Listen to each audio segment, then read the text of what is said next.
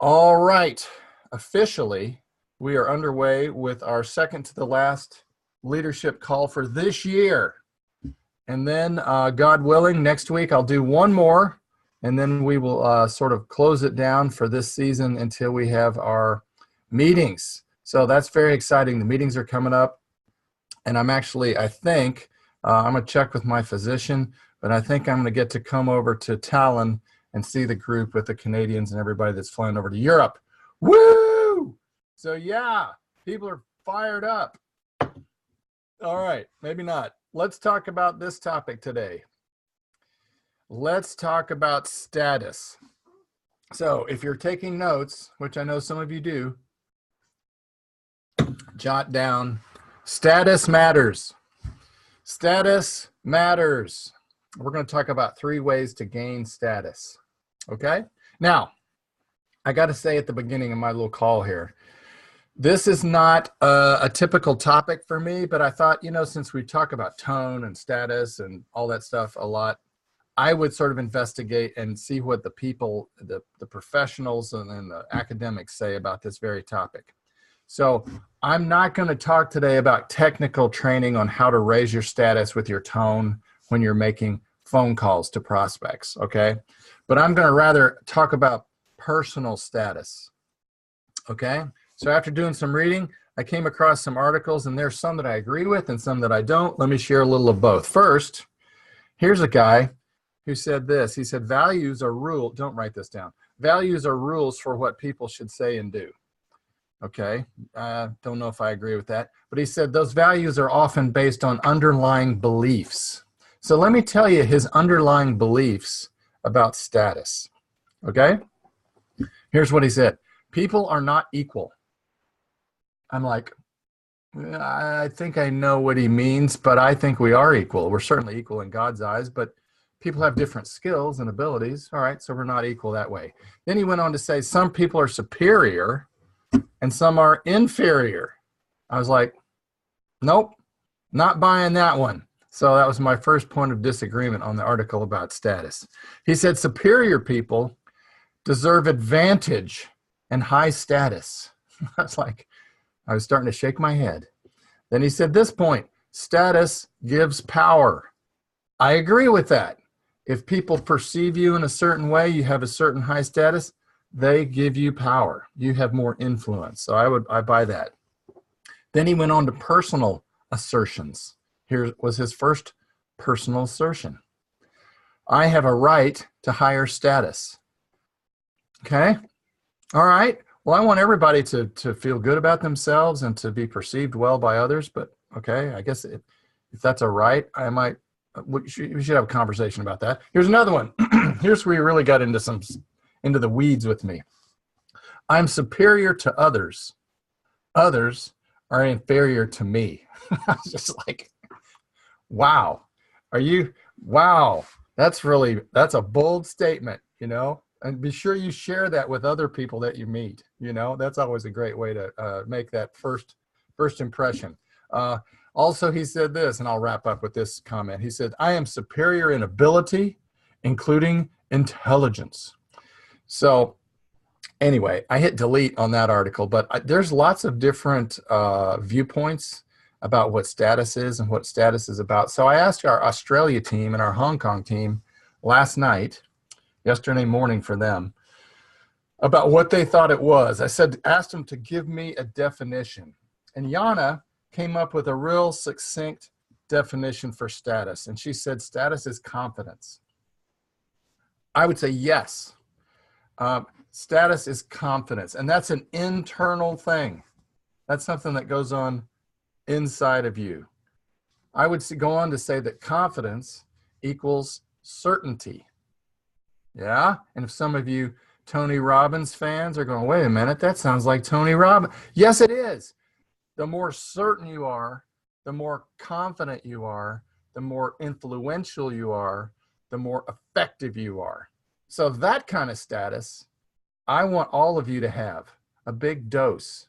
Like if I come to the meeting in Talon and I have a syringe that I borrowed from my wife and I could just inject confidence into all of you, I would. Because that definition of confidence, I buy 100%. So there's an internal, from the inside, confidence. Now, status, to me, when I hear that word, is something external.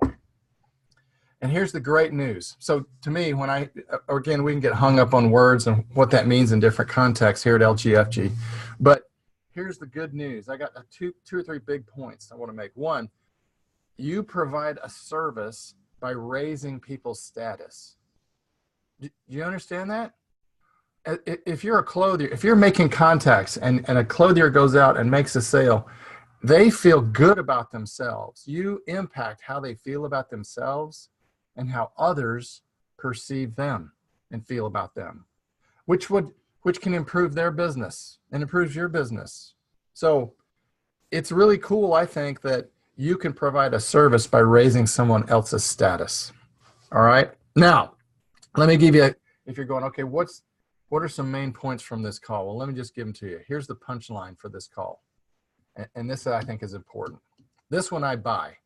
Status, and this is what I would write down or memorize. For those of you that memorize as you're listening, hit record on your head. Okay. Status elevates your opportunity to make a difference. Okay. Your status elevates your opportunity as a booking buddy or as a clothier to make a difference in other people's lives. Said in a different way, this is a good one to write down. I may send this out in my follow-up email. Status provides opportunity to serve, and serving is an opportunity to earn status. Does that make sense? Your status provides an opportunity to serve others, and then serving is an opportunity for you to earn status. That's cool. It's what Stephen Covey would call a win-win. So just wanted to hit, I think that's great. So if you get nothing else out of this call, or if you just tune out and you're just staring at the monitor and going, nodding your head, going, this is really interesting, but I'm actually taking a nap mentally, do that. But that's the main thing I want you to get, that because at the end of the call, Chenda asked me, you know, when he was young in the business, he said he really struggled with status. He didn't really struggle. He just said he didn't have much status. So he said, how does someone that's young in the business, who's just getting started earn status? And we'll try to come back to that. All right. So that's a teaser. That's what make you keep listening. All right. So here's my 3 ways to gain status. Number 1, write this down. Don't obsess about gaining status. Okay. The belief that you matter elevates your status. The belief that you matter elevates your status. But if you're needy, if you're like, oh, I gotta help me, everybody kind of smells someone that's needy, right? If you're sort of a ladder climber, like you go around kissing everybody's butt that has power, if you're groveling in front of them, it doesn't work. That's how like Smeagol or something in Lord of the Rings, I'm doing literary references today, that's how they would gain status. All right, but that is not internal competence. All right, people with status can manipulate folks down the ladder, down the chain of command. They can dangle status like a carrot and say, well, I might give you a little promotion if you're a good girl or a good boy. And that's not, we don't want to operate in that framework. Okay. So status is given by others, and status stress is the uncertainty that attempts to gain status will work. So I don't want you just to, I know that it's important to have status, but you can't make it your goal, because it's like, what's it like? It's like relationships. If you're like, I really, really want to be in a relationship with somebody, I can't wait, please, please, please. Then if you do go out and you do get in a relationship briefly, but you're really needy, you're like, then guess what? They're like, ugh, this person's weird. And you lose that relationship, right? I'm not going to ask for you to raise your hand if you've been in that position. But the more you pursue status, the more elusive it is. It escapes. So don't get all super obsessed with gaining status. All right, second thought, number 2, earn status Like I said, by serving the interest of others. You can earn status by serving the interests of others. And this goes back to kind of answering Chenda's question.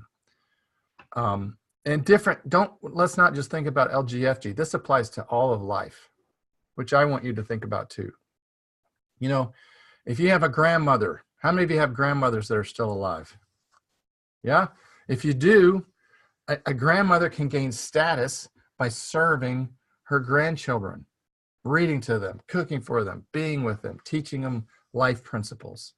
I have a certain degree of status in the classroom because I teach at 2 different universities and they actually call me professor. Whoa, can you believe it? So when they write me something, it's a Professor McCroskey. They send me research papers turned into me. So they have given me status. A teacher gains status when his students experience some success. Okay, so it works in that field. How many of you have been on a sports team? You play sports? Yeah, okay. Well, a coach gains status when she helps her players win, right? Or when they help, if you're in like a CrossFit program or you're trying to lose weight, then your personal coach gains status when you grow and you hit your goals. So status is kind of conferred by others to us. Leaders, like many of you, gain status when they help other people in the organization gain status. So that's cool. And status is, like I said, status is never demanded. It's given by people in the community. All right. And here's the other deal I want to point out before we go to the final big point is you don't have to serve high status people like you guys do. You do that, but you don't have to gain status. The best example I could think of was Mother Teresa. Is everybody familiar with Mother Teresa? She's no longer with us, but she was a high status person that spent time with presidents and leaders of different countries, even though she served low status people, right? In the eyes of the world. I mean, in God's eyes, everybody has the same status. He loves everybody equally. I just thought I should share that. But Mother Teresa was not out seeking status. Like, what do other people think about me? And how am I carrying myself? And how do I, how are they perceiving me? And how am I coming across? And who's ahead of me on the totem pole? That wasn't how her brain worked, thankfully. All right, and the third and final point is status is social confirmation, okay? Status is social confirmation. There's some truth to status by association. Here in the States, there are some companies, there are some, certainly in the media here in Washington, D.C., in our country, or in academics. There you go. In academia, if you're involved with research, here's what they want to know. They don't want to know about you. They want to know about your CV, about your resume. Did you go to an Ivy League school? Do you work for a high status organization? What's your background? In other words, what is your pedigree? Or what's your title? If you have a title, they're like, whoa, this person is important. So I'm not saying that's bad or evil. That's just how the world works to some extent. I know my daughter, she's dated a guy for 3 years whose name is Mark. And I was like, okay, well, Mark, he's a nice guy, whatever, business major, blah, blah, blah.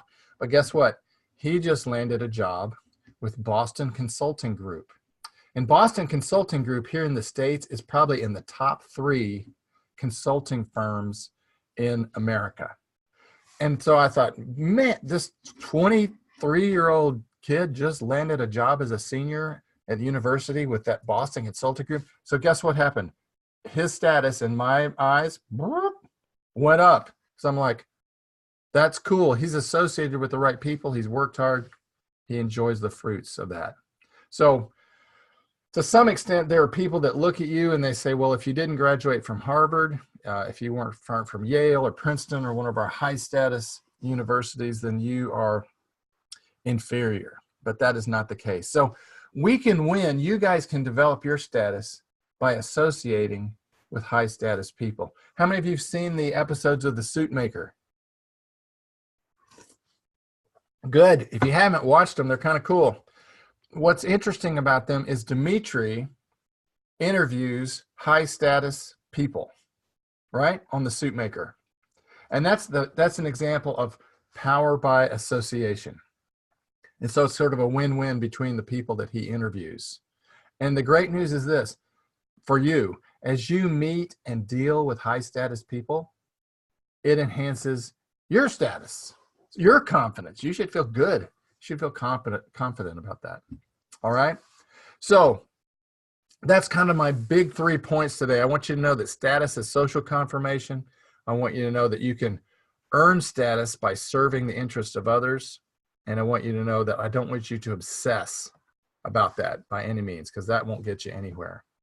I think it's important to remember that, I mean, for me, it's like people say, well, where do you get your status? Well, some I can get from a classroom. Some, hopefully I have some sort of standing with you all, since we spend time together every week, even though I'm about this big on your screen, you know. But hopefully I've been able to serve you and share ideas that in turn, this isn't my goal, but might raise my status. For me, the most important thing as a Christian is that I have status, I have standing with God. I have a relationship with him. And that's something I'd encourage all of you to think about, because that is the most important person that you can have status with. You can always feel good about yourself, but I want God to smile on me. So I am constantly seeking to serve him and build that relationship. All right. So to wrap, Chenda asked, when he was young in the business, how did he get status, and how do young people gain status? Let me just give you my short answer to that. I would say, first, do a good job. That gives you status. If you work hard, you know, if you execute well and you perform, people are going to notice. And when they notice that you're serious and you're working hard, you gain status. That's a cool thing. I always go back to our 4 habits, which I'll always go back to. And I was like, how do you build trust? How do you build status? How do you enhance people's perception of you? You be on time. You do what you say. You finish what you start. You say please and thank you. 4 habits of success. You show up on time. You do what you say. You finish what you start. And you say please and thank you. You're courteous to people, right? Back to service. So that's a great way for you as a young person to start building that status. And it takes time. And there are setbacks. And even during the setbacks and the problems, and when it really sucks, guess what? You can earn status through problem solving, right? When I was a young organizational leader with a team of salespeople under me, I had some tremendous problems. If we can sit around and talk about it sometime over a beer, I won't tell you the whole story. But the fact that I handled them well, upper management looked at me and said, this guy's got some leadership potential because he doesn't fall apart under pressure. So when you have problems and you have setbacks, go, yeah, this is my chance to build my status, not only with others, but most importantly, with myself internally. Yeah? Okay. Everybody got this? Makes sense? Easy stuff, yeah? Okay. Let me ask you 2 questions to go discuss. Somebody in your group write these down, because if you break here, I know if it's like, what time is it? If it's like almost 11:30 or 12:30 at night over in the Philippines, you're probably not going to go have a nice hour-long chat. But here's what I would discuss. First, how might leaders earn status? In other words, how can we earn status? Have a little chat about that. That's good to know, because it's important in what you do, dealing with, you know, C-level people. Second, ask yourself this: how might leaders help other leaders gain status? Okay, so if you're a leader on one of the teams there watching, listening, how might you help other people gain status? What can you do? So key. Because status provides opportunity to serve, and serving is an opportunity to earn status. All right? All right. I will sign off this morning, this night, this afternoon. So thank you for tuning in. We will have one more call next week, and I haven't decided what it's going to be about, but it should be exciting. So I appreciate all of you. Thank you for what you do. You make a difference in people's lives, and I will come to Talon and inject many of you with status when I arrive. So I look forward to seeing many of you there. For those of you I won't see, blessings. Carry on. Have a good one. We'll see you.